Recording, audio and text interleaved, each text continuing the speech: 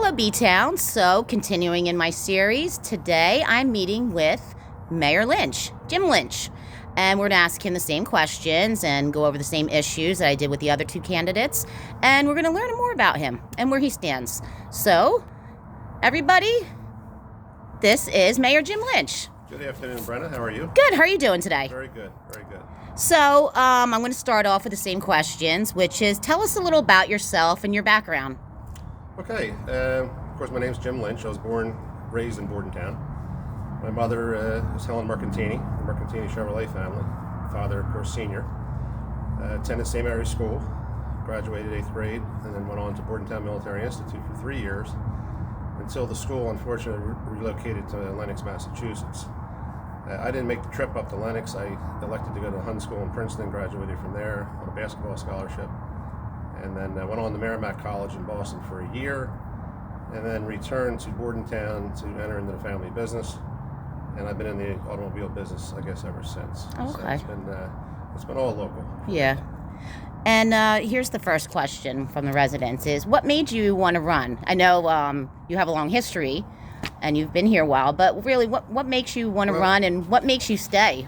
If I could show you this? Sure. I think this would maybe speak volumes of, one could say, I just talked to Father Padovani a couple minutes ago, and he said, Jimmy, it's in your blood. And then I showed him this, and this was back in 1961. Oh, wow. Oh, that's so cool. That's my father running with Joe Malone, and there was about maybe 12 candidates that year for the city. Wow. And unfortunately, my father came in fourth, and I think Joe's father came in fifth. Uh-huh. So it was quite an election back then. So I was 5 years old or 6 years old when that was happening. And I watched and I listened to my mother, and I just felt that, you know what, I have a propensity, on probably on my mother's side, to help people. And you don't do this unless you want to help people. Yeah. If you want to do it for an ego trip, or you want to do it for some other reason or higher office, it's probably not the job for you. But I do feel very comfortable with the thank yous I get and the effort that goes forward, and then we move on to the next thing. You can't rest on your laurels. You have to move on. So. And how do you view your role as a public servant? I tell you, it's the commission form of government. I think you got to understand that first, and it's an everyday event. You know, we don't get a packet from the city clerk and say go to a meeting once a month. We're 24/7. Basically, my phone goes with me wherever I go. The chief of police is in contact with me probably once, twice a day, sometimes more than that if something's going on. You have to be alert, and you have to be there for the people when they have issues and problems, and people have problems, and it's up to us to get in there, try and work them out. Now, you're not going to please everybody, as you may very well know. Yeah. But certainly it wouldn't be for a lack of trying. I'll say too, like, as long as I've lived here and I've known you, is you wear many hats also. Just like this one, I always see you out plowing. Plowing snow was a funny story. When I won my first election in 1989, Bob Erickson knocked on my front door, and it was about a 12-inch snowfall, and he said, "Here's your truck." And I said, "What truck?" And he says, "You're plowing snow. All the commissioners plow snow." And I started. My wife looked at me and said, "What?" And I said, "I'll see you." So I've been plowing snow since 1989, and that was a Joe Malone trick of the day. Oh, He wrote me into that, so they all had a good chuckle. That's on that. funny. But ever since then, I've been plowing snow, and you know what? It's fun. You donate your time. You meet a lot of people. You help people get out, get stuck, and yeah. so it's really a day. It's really therapy for me. It to be out plowing snow. So. Well, I think too, it's nice for people to see you out there doing that. It is. You know, like you're not just sitting at home in front of the fire. No. Although that thought crossed my mind. No, we've had some bad ones. I mean, Oh, we've yeah. had some nasty storms, and we've plowed one time. We plowed 24 hours straight, and Clark Bozart, you might remember him. Oh, yeah. We had a hard time getting him to go home and rest. He would just keep plowing until he couldn't plow anymore. Well, I said to Joe, it was a tough winter too. It was. I mean, those guys killed it this winter. And there were no snowfalls like the last. Yeah. Anybody who plows snow will tell you this one was more difficult than that one. It was ice and this, and you couldn't move it. And it was a difficult year. I'd rather have 6 inches of puffy snow and you plow and you go home. Oh, yeah. We didn't have that kind of snow. We had a little bit of everything. So. Oh, they were out there all the time. They did a great job. They Public did. Works, I can't say enough about They Public did. Works. So here we go into some tougher questions. Now, with such a tough, unprecedented last year, how do you think our city did with dealing with the pandemic? Well, I got to tell you, from my standpoint, and I'll be maybe a little generous to the city, the commissioners and the staff and everybody. I think they did an excellent job. I mean, we had something that happened that never happened in anybody's lifetime. And I'll give you an example. The police department, Freddie Miller, and we had to get our heads together to find out what we were going to do. If our police department got infected and the whole department went down, or our EMTs went down, or our firefighters went down, we would have a serious problem in a small town. So we split the force. A lot of people didn't know that, but a lot of the officers stayed home, worked out of home. Our city clerk and the CFO at the time, when Peggy came aboard, she made sure the girls, there was time split shifts, people coming in, going home. Public Works did the same thing. Joe Myers was right on that, making sure that Bobby knew that not everybody was out in the field. And we took some criticism through that, with maybe not enough tickets were written, or maybe not, this didn't happen, or this garbage got missed or something. But when you're losing life, I mean, I track this every day, and we're sitting right now at eight deaths attributed to COVID since it began, and we were up to about 239 cases in the city, wow. 4,000 people. So prior to October, we only had 37 cases. So something happened over the winter that was bad. Yeah. And so it was my job to make sure the commissioners were informed of those numbers and working with everybody. The staff at City Hall, I mean, you're going to go a long way to shut me up from praising them. I mean, they were outstanding. The police department, outstanding. Public Works, outstanding. I think we did an excellent job. We're not done yet. We still have work to do. And there's a lot of people home. There's a lot of people still on unemployment. Yep. There's a lot of issues that we're dealing with that we have to be there for the people and help them. And that's our job. We're elected officials, and that's what we do.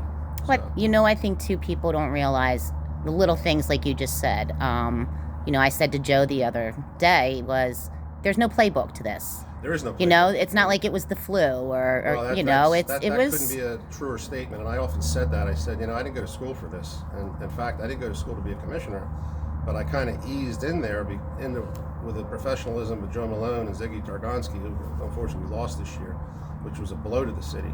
Yeah. And John Werman lost him, another blow to the city. So you don't have a lot of former elected officials that are out there to give guidance and show you the ropes. And I was very fortunate to have Joe and Ziggy as my tutors. And my first 2 terms in office was sit and listen and watch how we do things, because we do things different.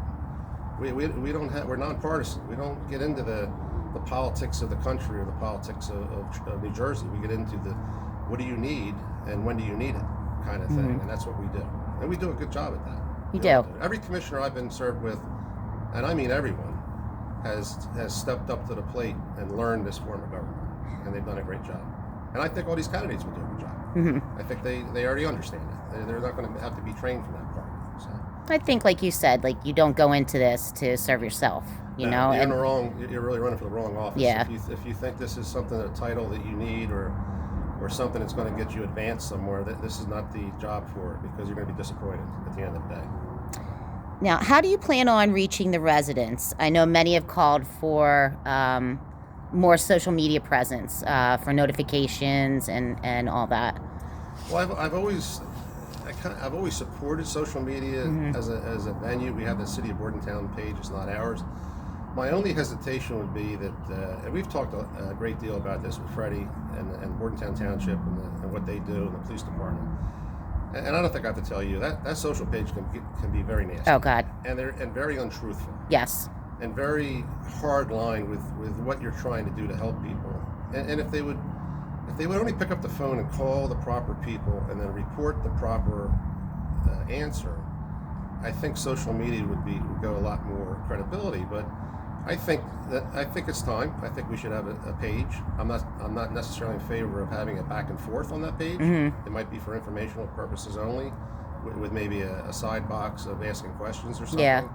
But nobody wins when you start destroying somebody's family or making it hurt so bad that people get hurt with this. I mean, they get mentally hurt by some of the nasty things that are said about them or their family. Oh, they do. And we have a Nixle system that's in the police for public safety, but it's really, I got to be careful how you use that. That's really for public safety alerts.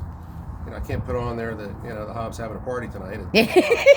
Yeah. It's not meant Yeah. for that. But we do have an email list, and we continually grow that. Grace and Jennifer at City Hall, and Fallon and Gina and Pat McGowan and Peg. We're constantly gathering emails so that that list becomes more accessible. And we're also still passing out the old style flyer. Yeah. We still do that. I like the city website. I go there a lot. I wish more people would be aware of it instead of, like, I agree with you about social media. I admin the city page, so Right. It's rough. You do a good job with it, though. I mean, you're under, and I remember when Heather did it. I mean, it's just not necessary. And then you got people that troll it, and there's people that are out of town that try and start trouble. Oh, with it yeah. and all. I can answer those questions in a 15-second phone call of what they need to know, and that's what I'm used to. Yeah. I'm used to a one-on-one, that kind of a thing. But we'll get our arms around Okay. it. We'll figure it out. Now, do you think our downtown is healthy and successful? What changes would you like to see? Downtown, the Business Association, under the leadership of C.J. McGavero, I got to tell you, I've worked with them all year. And I don't necessarily want to see changes. I would like to see maybe more cooperation with maybe the residents knowing who they are. I mean, they're an instrumental part of the city, promoting the city. Every dime they raise goes right back into the city for promoting the city. And they care about whether you're a member of DBA or not. They don't care. They'll promote you anyway. Yeah. That's their MO. I mean, that's what they do. So I think they do a great job, and I instituted a grant program for them because I was so scared that we would lose a lot of them, and we almost did. And when I did that, it was initially just the restaurants I was concerned about. I think it was like a $4,000 grant, and I'll say the name. It was Michelle Larkin who got us an additional grant from the Johnson Trust through the help of Joe Myers, and that was instrumental, adding that to the money that we put out. And these businesses got like $5,200. Now, if you were a barber, I'll pick on Jennifer a little bit. If you're a barber and you have to cut a lot of hair to make $5,000, Yeah. right, in 2 months. So we expanded it to all the businesses that qualified that had hardscape in town. And I think that between that cooperation with the city and what the DBA stands for, I don't have any questions about the DBA or the business district. I think if anything, people want to come here, and you see new stores opening up in a pandemic, so that tells you something, right? That tells you that something's right. Something in Bordentown is right. I thought that grant was wonderful, because I work at the Hob, and, that affects my job, too. So that was a really wonderful program you guys got going. I will tell you this, and I cleared this with the Senate President. He came to Bordentown, and I cleared it with the governor's office just to make sure that I wasn't doing something that was out of line. And then I pitched it to my colleagues, and they agreed. I pitched it to City Hall, and they agreed. I don't know of a town in New Jersey that did what we did. I mean, I've seen towns charge $50 for a seat outside dining as a permit fee. Wow. I've seen no town, big or small, come up with that idea. And to be honest with you, I don't know how I came up with it. I was thinking one night, scared to death, what am I going to do? What are we going to do with these businesses? They're going to go out of business. And if we don't have a business district, we don't have a viable town. So it worked. It worked. Knock on wood, it worked, and it helped a lot of people. So I'm very proud of it. There's a lot of outside of the box thinking this past year because you had to. You had to. Every week was an adventure. Something new. It really was. So. How do you feel about zoning and planning, and how does that impact our city? Well, it impacts it a lot. And, years ago, I want to say back in 2009, we had a major master plan attempt to fix it, and it turned into anything but. So we have it done. It's almost done. The master plan and zoning is almost done. Dan Kennedy is the chairman of the planning board. Chuck Bettini is our planner, and between those two and the professionals, they're ready to fire the gun. We're going to introduce it probably at the May meeting. And so the new commissioners will have a new document to pursue with the public. Oh, okay. Go over it with it. So it's basically done. All right. And it took a lot of time. And again, everything we're doing that we're accomplishing, I look back now and I say we did it during a pandemic. That makes it even more worthwhile of what we accomplished. So we didn't give up. As far as diversity, how do you feel about the diversity of elected and appointed officials in the city? Do you feel it represents all the residents? Well, we do real good on appointed because we make a point of it. That's not a in my opinion, because I do a lot of the appointments, and it's not a volunteer thing for me, it's a mandatory thing for me. Our committees, my committees and my administration have to be diversified.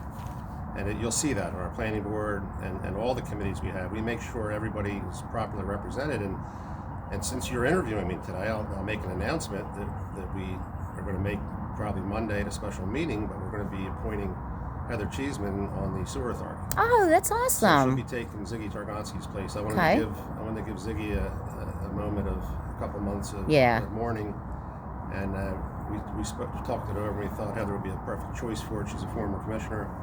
She wanted the job. She wanted to be involved again, and we called her yesterday and offered it to her, and she's ecstatic. So, Oh, that's great. so you'll have 2 men and one woman on the Sewer Authority. So we're getting there. Good. Right? We're Yeah. getting there. So. Yeah, I mean, But if you look at our boards, we make a point. Everybody is represented. that's good. And you know, there was a front news article in the Trenton Times about maybe 2 years ago, a year and a half ago, that he had some hate stickers put on some signs, and you know, I'm quoted in there. You picked the wrong town. And Governor Murphy called me the next day and said thank you. And I still saved that message, that you know, thanking me as mayor, that you know, you're right, you picked the wrong town. Bordentown is one of the most diversified towns in not only Burlington County but New Jersey. That's our strength. That's one of our strengths here. So I know there's still some hesitation. There might still be some prejudice out there. You're never going to get rid of all of it. But as long as I'm involved in any shape or form, it's taking a real way back seat. It's not going to fly with me. Nor my colleagues. Joe Myers has done a great job with his recommendations for appointments. That's one of the first things that he would come in and say at a meeting. And our Deputy Mayor Badowski said the same thing. He agreed. There was no disagreements on appointments at all in 4 years. So that's great. Now we have a resident question here. As someone who has seen this before, how do we address the process of gentrification, pushing out families who have been in town for generations? Shouldn't our workers be able to live in the same town they serve? Well, I mean, it depends on how that question is. If the question is geared toward minorities, possibly, that's the way you would read that question. I've done, and I know Joe Malone before me and Bill Collin before him, we made an effort for affordable housing in town to take front and center. In fact, when Ocean Spray was on the table, he didn't want to put any affordable housing in those units, and we insisted that he do. And we've done Habitat for Humanity over on Western Borden Street. We've done a lot of things, but it's still not acceptable. If people are feeling that they have to, or they're being pushed out because of economic times, or they're not being paid sufficiently, that's not acceptable. And if that's a problem, and it sounds like it could be, I would like to get involved in that and address that, try and get to the root of that. But that's not an intention of anybody in the city at all. So, well, like you said, reach out. You know, you guys are always there. Exactly. I mean, we're about one of the easiest commissioners to get a hold of. I've always said that for years. I mean, you can't go to Trenton right now and call the mayor of Trenton and get him on the phone, right? But you can get me, and you get John, and you get Joe, and it's always been that way. And you can call us at 3:00 in the morning because I've answered the phone. I have to say, I know so many people who have you guys on speed dial, and you guys always pick up and answer. Yeah, you know, it's the only way to do it. Yeah. And calling people back is important too. That's something we were taught years ago. That don't not do that. Yeah. Call people back. So. Okay, and another resident question.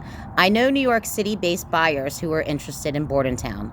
They thought the taxes were too high to be justified by average school ratings. Why haven't our high taxes led to a better school system as per standardized markers? That's an unusual question coming from New York, because New York has the highest taxes. If they don't like it up there, I don't know if they'll like it here. So I don't know, but I'll try and answer that. I will say this, that the school system in Bordentown is one of our strengths. And my wife's a teacher, my daughter's a teacher. I've seen firsthand the struggles that they went through this year. Oh, yeah. And the testing and the scoring, and if we're in somewhere in a mediocre category, I've always questioned that testing anyway. And the governor this year actually did away with it. So I wouldn't judge us just by those testing. I would judge it by what the superintendent does down to the school board. We have two excellent members on our school board, Michael James and Janet Nielsen. If there's an issue with the schools, they would come to us. They would inform us. And the taxes, unfortunately, most of them are school taxes. The city tries to get our hands around the local purpose tax. The county just announced no tax increase on the county level. So in New Jersey is difficult. I mean, you're not going to mask that. School taxes are high. The governor himself admits it, that this is a struggle. Governor Christie he came to Bordentown. It was a struggle.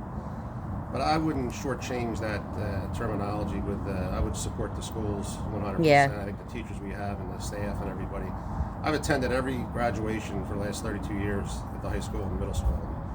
And the enthusiasm and what they put forth for these kids today, nothing makes you feel prouder when the announcer says, anybody who's going in the military, please stand up.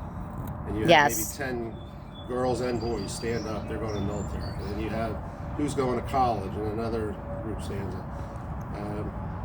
I'd like to talk to that person about New York.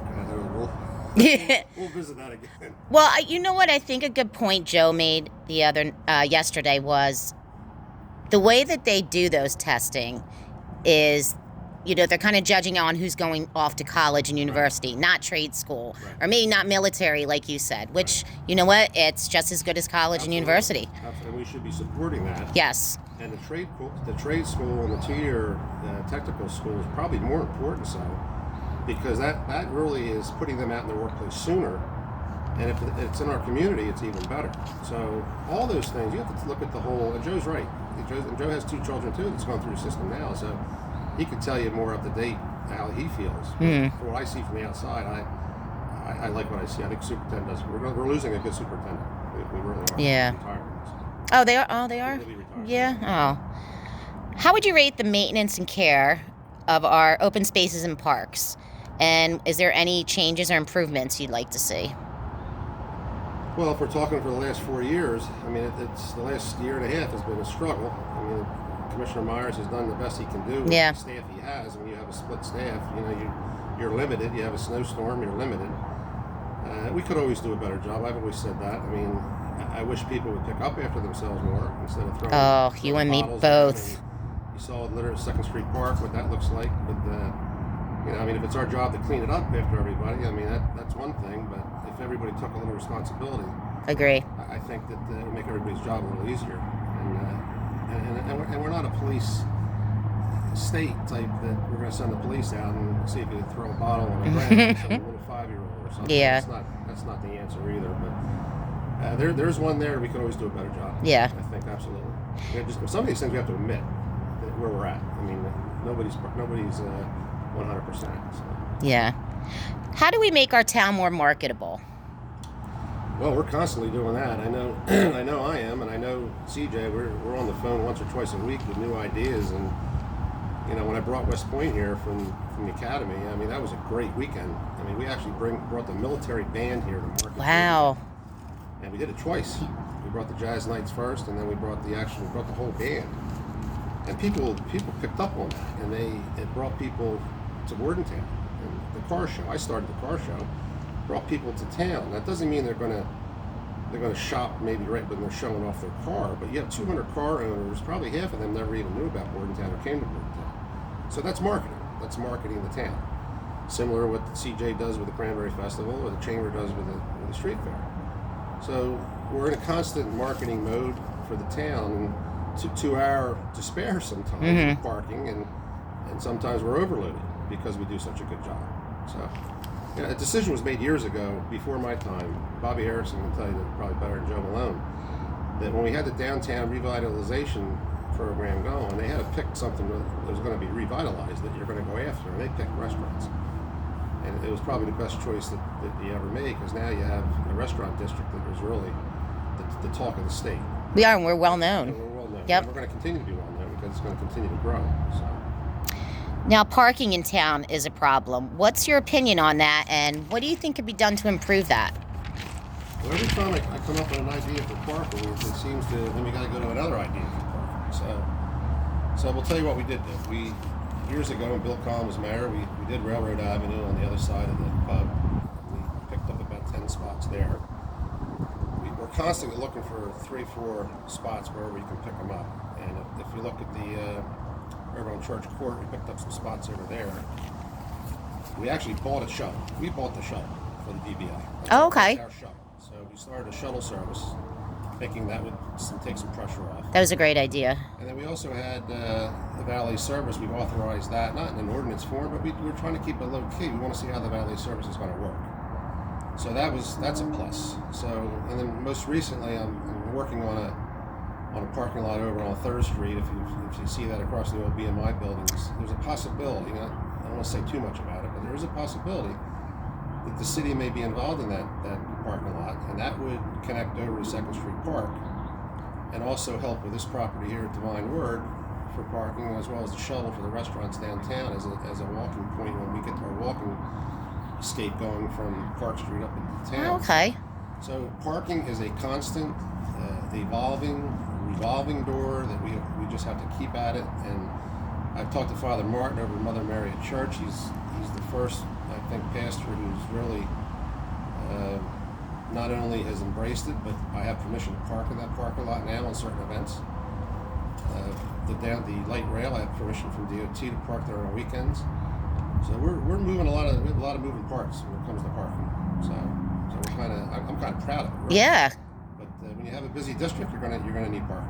It is, and I think too It's a good problem to have. Yeah, and we have such an old historic town, so I think it's hard to keep up with that. There was talk. It's a funny story, really, but there's talk about putting a parking garage in the old town pub and municipal parking lot.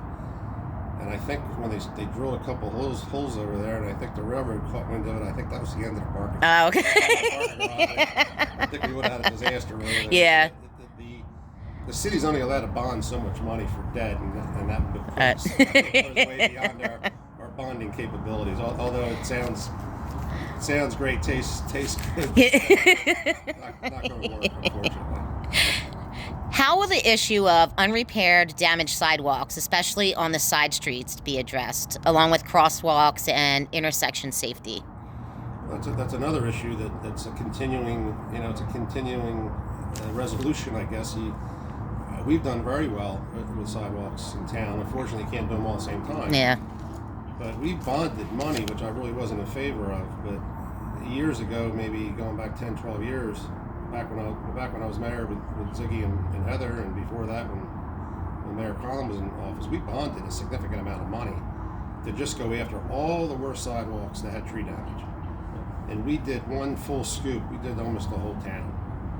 And then, going forward, we still have bond money left. We rebonded. We continue to do that. Now, there's pieces of sidewalk in town that people want done that we felt we have a shot of getting a grant for that sidewalk, so we held off.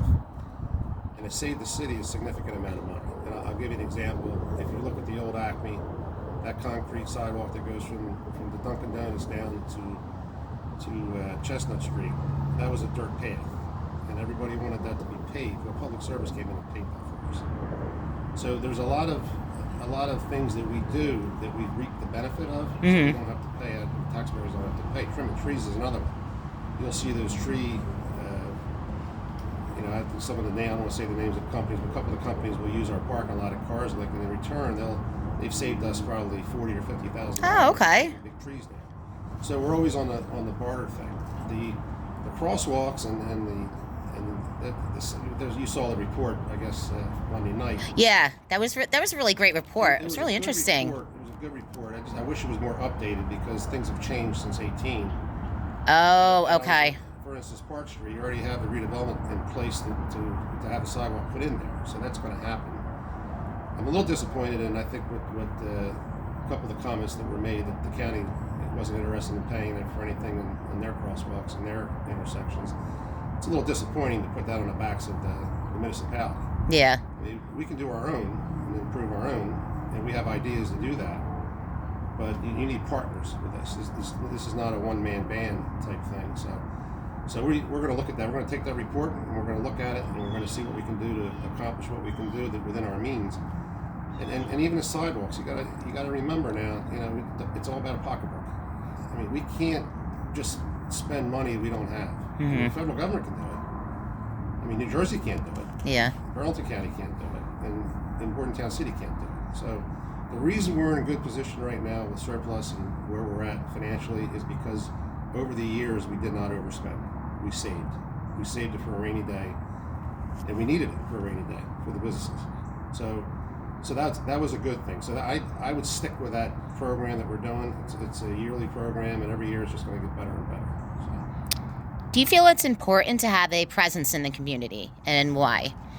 Well, there has to be. You can't get around it. I mean, I can't tell you how many times I work on a Saturday morning and I have to leave, whether for the memorial service or the veterans service, or I have to get dressed up in a suit and tie, and I go to the service for an hour, and I run back to work, and I get undressed, and it was like a running joke with me. Who are you going to show up at work today? Are you going to be in a suit, or are you going to be in your work clothes?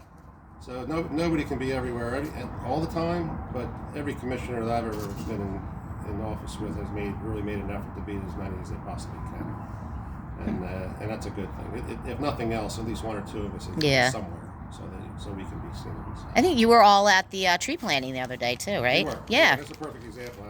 I worked that day, and my grandson had his first t-ball game, and I had to go to work, so I had to juggle all that around to be where I had to be when I had to be there.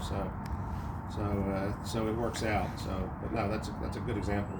You do the best you can do, really. So that's how it works. I'll have to say, on a side note, I saw his pictures, Maverick, his t-ball pictures. He was really cute. He's let me tell you, he's getting big. He is. He calls me Pappy. Yeah. I have a little granddaughter now, Penelope. So.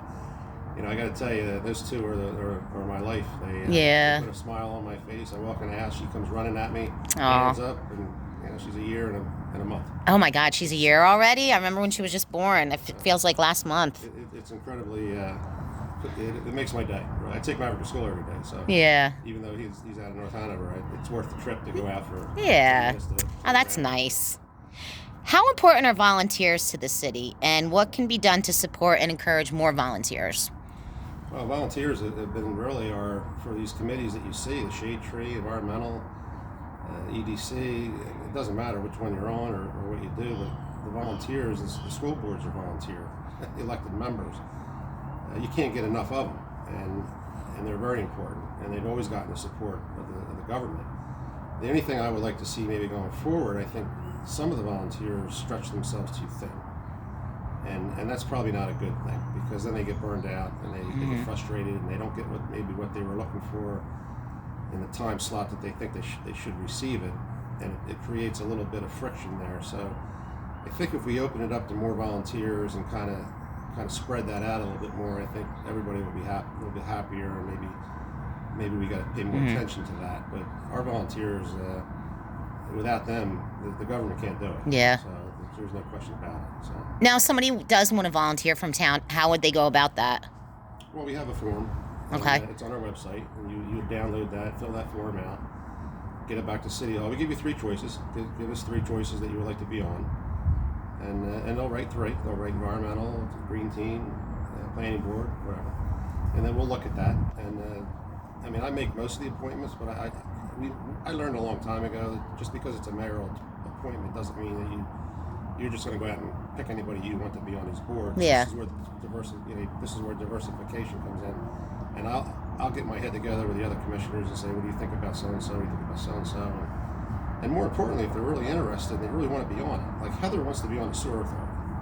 She's made a point of mentioning that several times, and this is a good opportunity that we had that we're unanimous with it, saying she'll do good. She'll do. We need 3 members on there.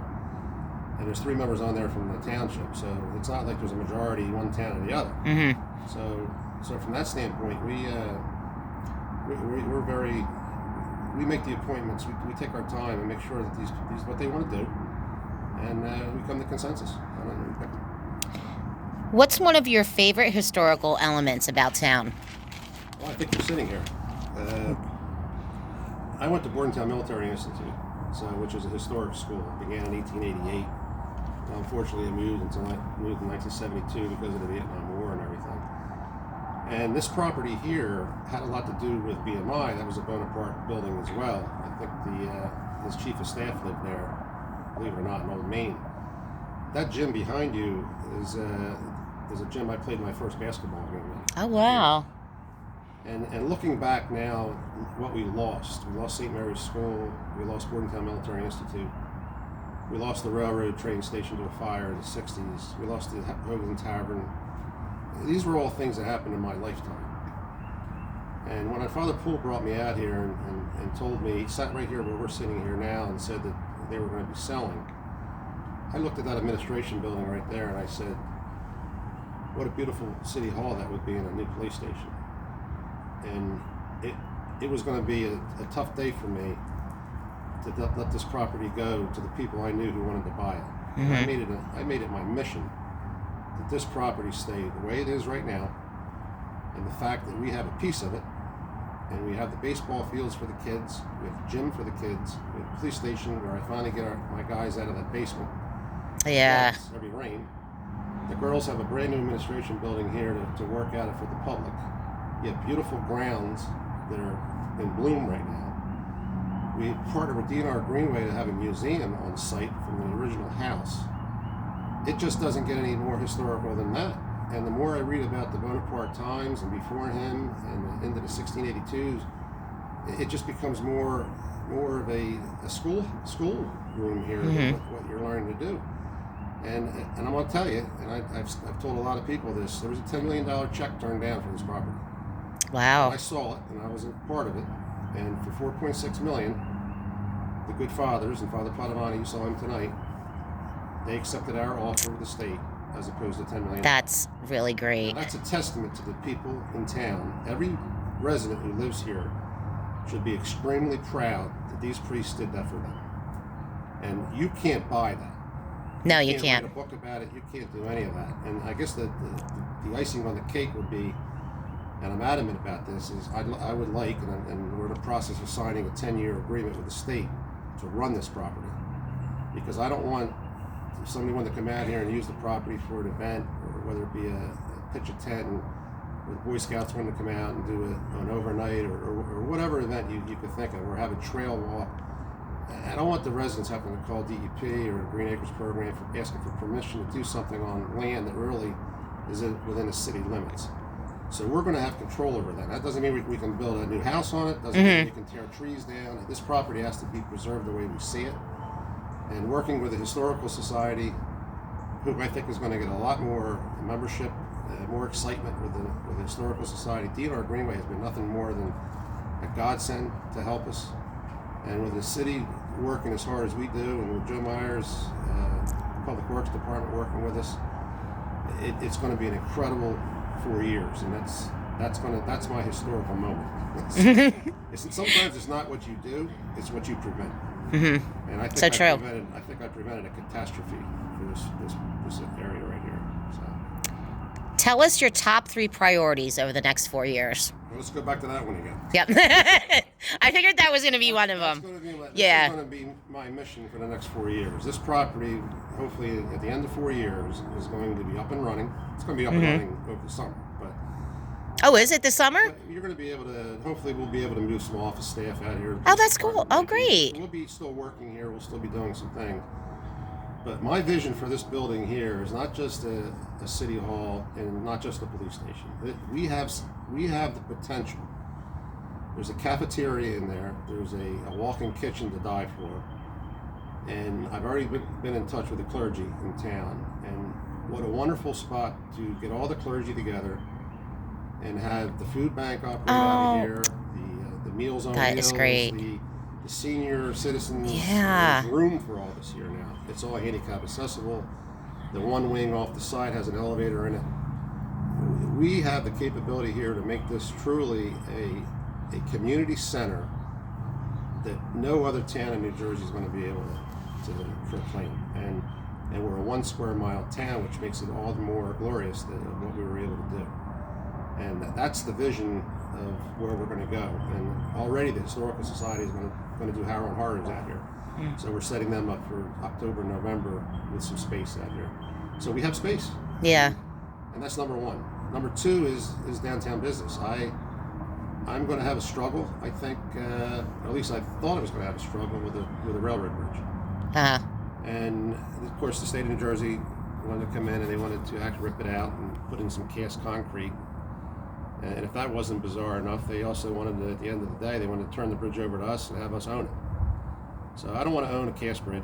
And fortunately, the good news is the DOT commissioner, Scacchetti, has been in contact with me. She is probably one of the most knowledgeable and down-to-earth commissioners I've ever met.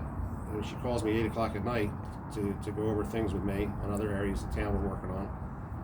And she's going to be directly involved in that bridge. So mission number 2 would be that bridge should be rehabilitated and the disruption of downtown business to a minimum. Mm-hmm. And the Veterans Memorial, that doesn't have to be moved and destroyed, because it would be if they put cast concrete in there. Now, all the sweat and tears and work that went into that memorial, it'd all go away. The only thing left would be the black granite tablets that are there. Oh my God! The names of the deceased, killed in action, and the veterans, and that's some things are worth fighting for. And I've been known to be a pretty good fighter, and I'm not going to sit back and watch our town be taken advantage of by people who think that this is the easiest route to go. DOT won an award up in Princeton for a bridge they rehabilitated, something similar to ours. And if you listen to the governor's press conferences, and I do, he's a proponent of rehabilitation and restoration and historical value. He's not a tear-down governor. Mm-hmm. So I think between those two key players and the Veterans Committee taking a very active role with the public, that's mission number 2. And mission number 3 would be Ocean Spray across the street here. Yep. We're going to have some struggles with this property, and we have to be involved in it, and we have to watch every move that's being made now. And I'm not happy. I think I was quoted in the meeting saying that we were surprised that we didn't know it was sold. That was kind of taken out of context. We weren't surprised it was sold because we knew it was on the market, right? We know what he paid for it. We know what he was asking for it. We knew what the approvals that were coming. We knew all that. What we didn't know, and what surprised us the most, especially me, because I'm more involved in it on the planning board, is he broke every part of the agreement that the redevelopment, the professionals put together. He broke it all. He might as well take a piece of glass and just throw it out on the middle of the floor. Sold it to some folks in New York. Those folks haven't contacted the city yet at all. This is a serious breach of trust of what we thought we had. Yeah. This development. The development, if it's built, will be beautiful. I went to that meeting like a year and a half ago. Yeah. There's a brewery in there. There's a restaurant. There's flex space. There's 50% commercial, 50% residential. You said low-income housing too. Low-income housing definitely is going to be in there, and all that took 2 or 3 years to put together. We received a grant from I think it was Delaware Valley Regional Planning to study the area. The owner of that property was on that committee, so he knew firsthand which way the residents in the city were going. And to arbitrarily sell it wasn't the issue. Arbitrarily breaking the agreement was the issue, and that doesn't sit well. Yeah, and that was the surprise. So there's no one should be surprised when we say something and it doesn't pass a smell test. Believe me, we know what's going on, and we do have our finger on the pulse. All of us do, and that's one that we don't like, and we need to pay attention to it. So that's number 3. All right. Well, thank you, Mayor Lynch. Is there anything else you'd like to say to the residents, Bordentown City? Any message you'd like to send out? Well, in closing, I'd just like to, again, we're hopefully we're finishing up a pandemic, and thank yous cannot be said enough. And they go for, when I said that the residents have been nothing more than miraculous in dealing with this pandemic, that goes for our employees, and you can start right at City Hall, what those girls had to go through. Everything from the tax collector bringing us to 97-98% tax collection rate, to the CFO, Administrator Peggy coming back on board and getting things straightened out, Pat Ryan for coming in and helping us out, basically a lifeline to us to help us when we needed it most, Grace Archer, our city clerk, reaching out to people when I we love need help. Grace. Fallon and Gina and Pat McGowan for the water and the things that happened. And the Commissioner Myers putting through these street programs during this pandemic and continually without missing a beat. And then the deputy mayor doing what he does with the financial aspect of the city. And then the public works employees and split shifts and working long hours and 110-degree heat. The police department working under conditions when you stop somebody, if you're going to get COVID-19 or you're going to go home and bring it home to your family. You can't buy this kind of town. You can't shop for this kind of town. And when people come here to live here, they sense that and they see it, and they're welcomed. Whether you lived here a year or if you lived here for 60 years, you're treated just like anybody else is going to treat you, because that's who we are in Bordentown. So from that standpoint, the best word I can say to everybody is thank you. All right. Thank you so much for sitting down with me today, Mayor Lynch. You're very This was a welcome. really great talk. I learned a lot. It is. It is. And really, the service you're doing with other issues in town too go a long way, because a lot of times, as we talked earlier about newspapers and everything, you don't get a lot of this news, and you don't know the ins and outs of a particular issue. This is a great way to do it. So, and thank you. Oh, you're welcome. All right. Everybody, that was a really great talk. And, I've said this about the other 2 interviews. Please take the time to watch the whole thing. Local elections matter. Local votes matter. And, we all say the same thing. We are 1 square mile, but we have a lot going on here. And it's been a tough year. And I think we're only going to go up from here. So, Bordentown City, I hope you enjoyed this interview. And we'll have 2 more to go. Have a good one, B-Town.